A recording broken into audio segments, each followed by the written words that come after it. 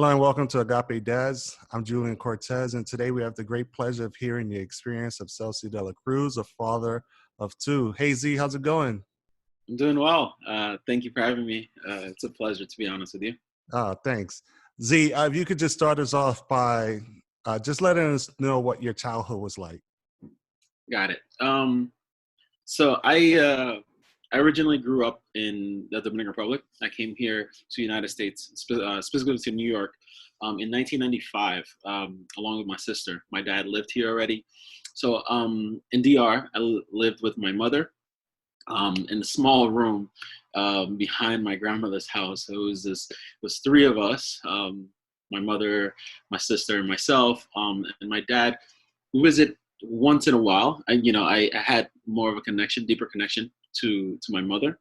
Obviously, she raised me. So at that age, I was about 7. And my dad, I remember he visited us. I think it was 93, 94, and said that we would be coming to New York. And after that, everything becomes a little blur because it's the excitement of leaving something and coming to something new. So I remember in 1997, came here. It was very cold. My mom stayed behind, so it was just my sister and I. So at this point, we are fully immersed into what is New York. Coming in with full blister of snow. I mean, I remember the snow was yay high, and it was a culture shock.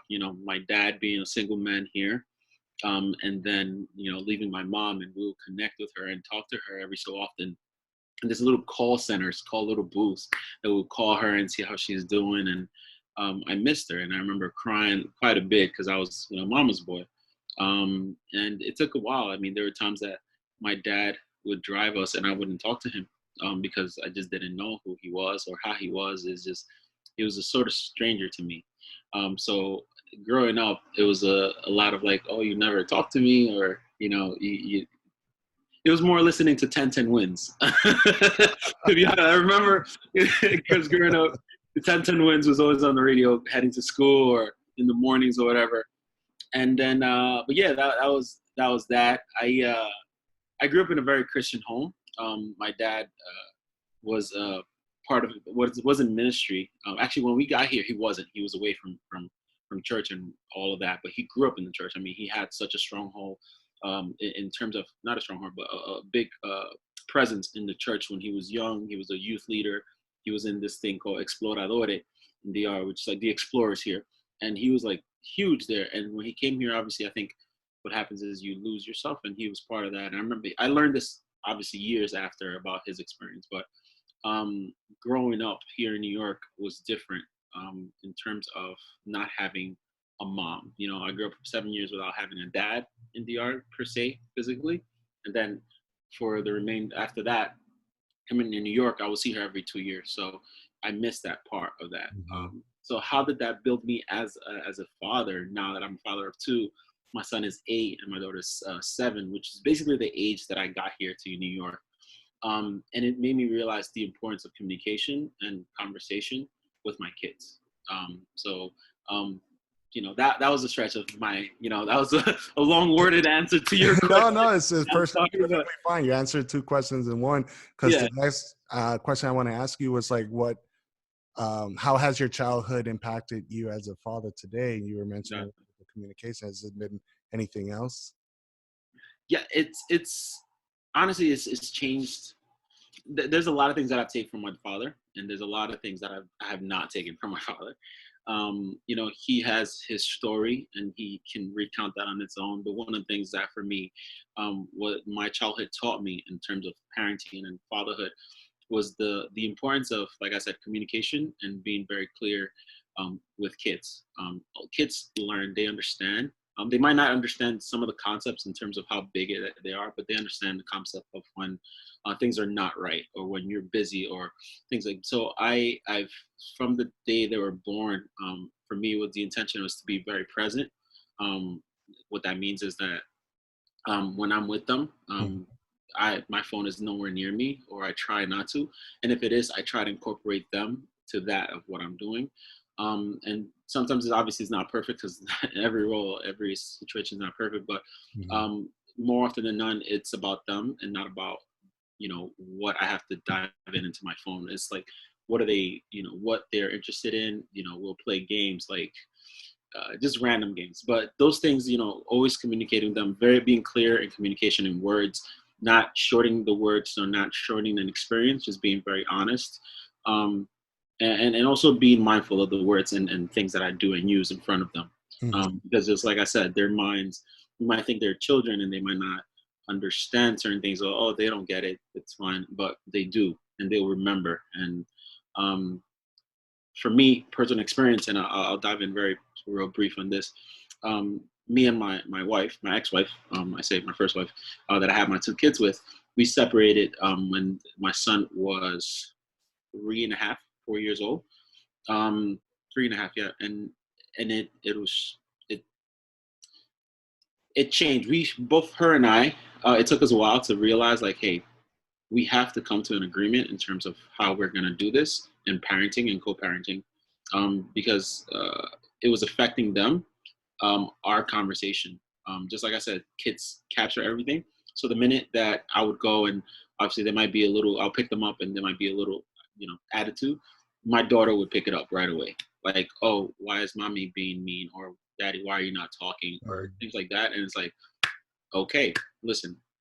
And those are things, conversation that me and her had to have, and come to an understanding. Like, now the utmost important is about them and understanding where they're at and communicating with them. So in terms of fatherhood and parenting, I didn't have a big communication with my dad in terms of like conversation or learning certain things from him, because I didn't have that comfortability to go to him. But what I'm creating is that my kids are comfortable to come to me if they have a conversation. So let's say if they do something wrong, my first reaction is not to admonish them, but to say, hey, I love you. I understand this happened and you messed up, but I'm here to talk about it. But, some things are going to be taken away from you. But at the end of the day, I don't ever want you to be afraid. And that's how I start my conversations with them. And I think I can dive in later on more about certain more recent stories. So, awesome. Yeah. Awesome.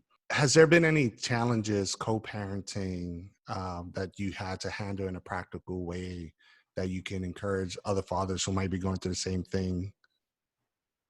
Oh yeah, absolutely. I got married at a young age. Right out of college.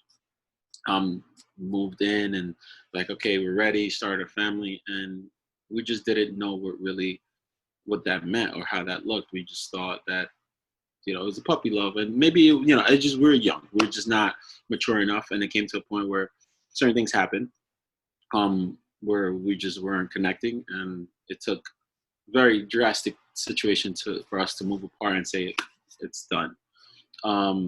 Thank God it did not affect the kids majorly, and I hope it didn't. I mean, we have a good friendship now, but prior to having a good friendship and a good hold on what co-parenting was, there are challenges in terms of like scheduling and responsibilities and who's going to do this, and who's around the children and who's this person there. So personally, for me, it was about who is the person that is around my kids, if I can trust them. And lo and behold, the gentleman that she ended up being with year after or so, after we separated, he's been an outstanding gentleman. He's a teacher, so he's been on it. But prior to that, what I did was I want to have a conversation with him to let him know that I'm a present father, that I am not going to be absent or rely on him to take care of whatever, because obviously they're together. It's not like that I'm going to be there. And that communication was that. Now, every relationship might not be the same.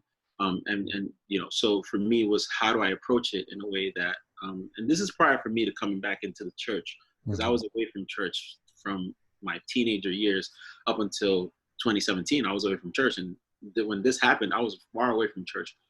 And looking back at it right now, I'm thinking, it's like, man, that was God pouring in like his hand and saying, take this situation and don't go at it as being mad, as being petty, but going as like, all right, this is the situation as it is, and know that the kids are going to be impacted by who is around them.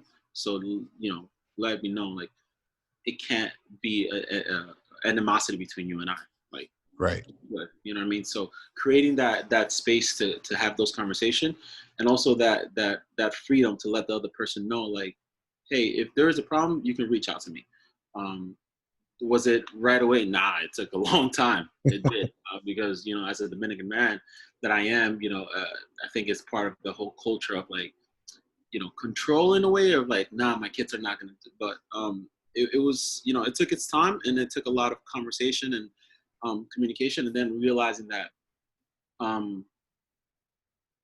myself am going to have a partner, that I have to be reasonable, and to the kid, the mother's kid, my kid's mother, to be like, hey, like, this person is around the kids, and you know, I have to give the same respect in a way, you know, like, that I would expect back.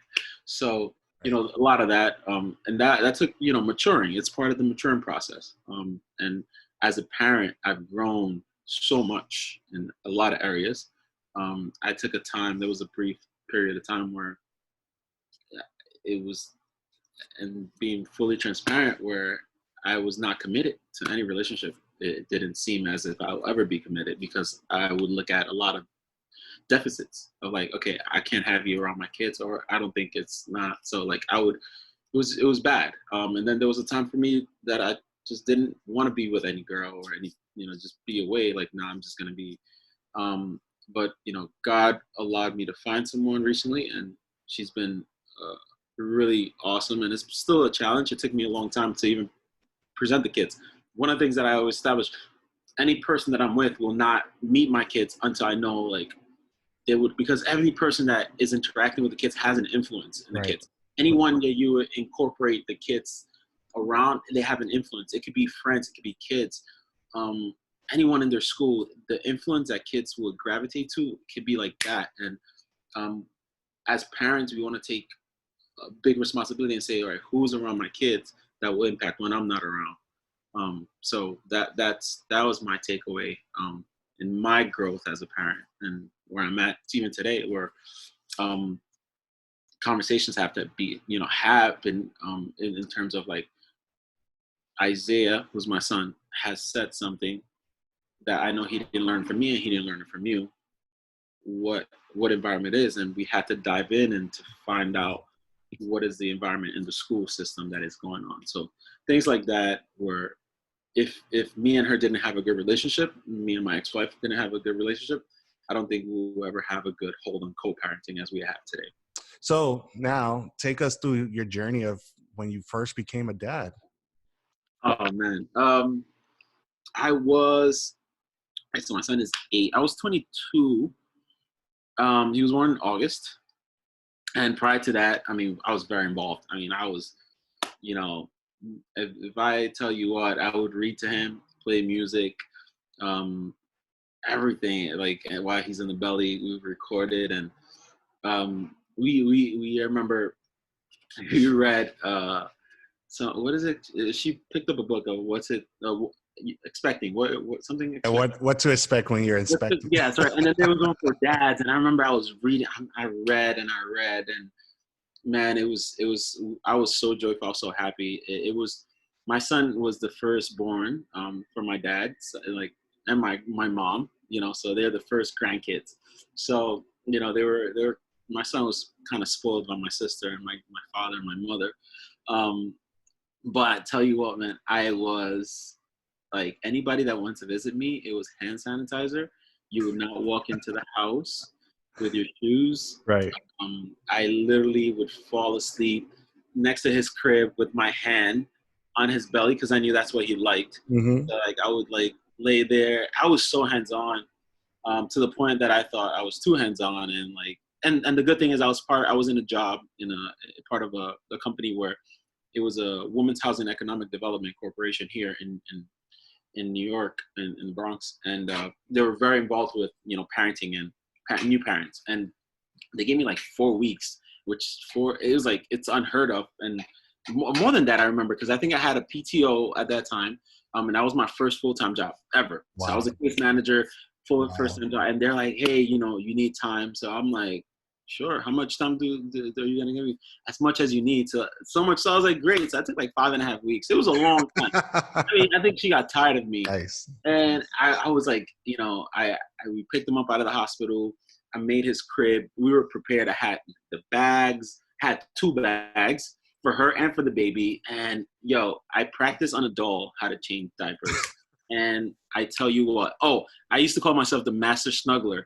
So much so, when my sister had her first baby, my niece, she's 2 years behind Isaiah of my son, 2.5. She would tell me to snuggle her because I was like so good at, the tight snuggle, because I would YouTube this thing religiously, like, okay, how to do it because they like it. And for my son, it was like all hands on and like, boom. And then, graciously the same for my daughter. I was still in the same job. She was born a year. She's 14 months apart from my son. And I was the same, but then I realized that the day my daughter was born, she literally came into the world like that with her hands open wide. And I was like, all right, she's different. Nobody's going to hold her down. And just like I thought, she would not stay in a little bundle. She hated it. She had a personality from day one. And I was very like, carefree, after you're like, yeah, sure. Right. Exactly. Yeah. So I was very sort of carefree because I knew it. And my son was a very lover boy. He loved her, and he still does. Like, they love each other like crazy. So it was a good experience, a great experience. I learned a lot. I decided to be that way because I don't know if my dad was like that with me. And not saying that he's a bad man. I mean, he's an amazing man. He's a minister of a church right now. He's a associate pastor at a local Bronx church. And I don't doubt that he was a great father, but I know there was some part of me that was missing out of him being in my life at that age, at those important times, because he came here to the United States. Mm-hmm. He was an agriculture engineer, so he would travel back and forth. So he came here to the United States and left us in DR. And he had a life here. He split from a mom, had a life, and 7 years, whatever, 6 years passed, and I see him, and now I'm living with him. And for me, it was like, okay, I want to be hands-on with my kids. I want to be on top, like, of what I need, what they need. I was the one to do the diaper runs. 3:00 in the morning, we're out of something. That would be the case. I don't care. I would wake up. No, you stay in bed. So it was joy for me to change diapers. It was. I mean, it was fun because like I at night I would create a little bond with them and had a song, so much so that even the song, You Are My Sunshine, like that's our song. So I even sing it to them. Mm-hmm. And that's that. So yeah, like now they can recount that story. And the thing is that my ex-wife can validate those things because that's who I wanted to be and that's who I was. And I continue to be as present as I can, even with the job that I have now, which is, time consuming, but I make the time. Like today was my day off. And because of the coronavirus and the situation that we're going through this time right now, I don't want them to be exposed to a lot of places and situations. So they limited time here in my house, but they stay with their mom and her partner. And what I do is we'll go out. So today we went out, had food in the car, ate, and we just had our time. And we have our own little handshake that we've done for the last 4 years since they knew how to continue a sequence. And that's our thing, because and you have to be consistent. I think from the day one for me was consistency with my kids, because if I'm not consistent, they would know. So if I didn't do the handshake one day, I'm like, hey baby, I didn't do the handshake, we will do it tomorrow, right? Or I'll do it. If I have 10 minutes, 20 minutes, and I'm going to be late to my job 15, I'd rather call my job saying, hey, I'm going to be 15 minutes late. I have to go see what's going on in my kid's school. So I prioritize that purposely because I don't want them to ever think that I'm not going to be available for them if they need me. Well, what are some of the things that you would like to instill in your children? A sense of ownership, owning everything that they do and they don't do, not being afraid to be vulnerable, and hardworking. I don't think I've shown a lack in those areas for them because, like I said, I try my very best to be, and when I'm not, I go back and say, okay, where am I not? And there's still a lot of learning for me to do, even as a parent. Learning as a parent never stops because their development is consistently every time. Right. And one of the things for now, an experience that we're going through right now is that, the learning based on computer and not the interaction in the classroom because of, this virus that's going around. So it's like, how, as a parent, am I going to be involved in their life still? So on a daily basis, when we communicate, and that's another thing, I speak to them every single day. It has not been a day in the last 7, 8 years, or 3, 5. Let me see. We've been separated 4 years, 5 years, that I've not communicated with them daily. A day doesn't go by that, they don't call me or I don't call them, because we want to make sure that I establish that. So, that being said, for me, it was communication, being vulnerable, being honest, being hardworking. Yeah. And then lastly, has there been any other memorable moments that kind of make you laugh or bring a smile to your face? Every moment with them. It sounds so cliche, but I'm serious. Every moment with them is funny. Our handshake, the fact that we have a handshake that is so consistent, that hasn't changed. And then my daughter tries to add on every time. I'm like, I won't remember all of that. So we got to keep it to the dab. So that's where we're at with just dab. So those moments is just funny. Like she's a comedian, so she tries to make light and make, things just fluffy and fun for everyone. And just their interaction is always memorable. We were talking about the time that my son, when they were babies, they had a thing of projectile vomiting on me or pooping on me. There's pictures of both that happened in a video.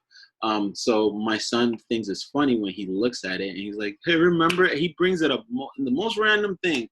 Hey, remember when I pooped on you? I'm like, you don't even remember that, but why? You telling me about this? He's like, oh, because I thought it was funny. And I'm like, oh man, Isaiah. And then Riley wants to increase it. So it's like, no, you didn't do that. Your brother did. So things like that. They're just funny. They're both awesome. And, honestly, I'm very, very blessed that, they're healthy and that they are so eager to learn things that I'm at and what I'll do. And, and I don't mince my words in terms of like what I do in my job. And I tell them like, oh, I manage a restaurant. I manage people. Oh, what do you have to do? Oh, well, listen, baby, I have to take care of the money, make sure that the food is good and the place is safe and things like that.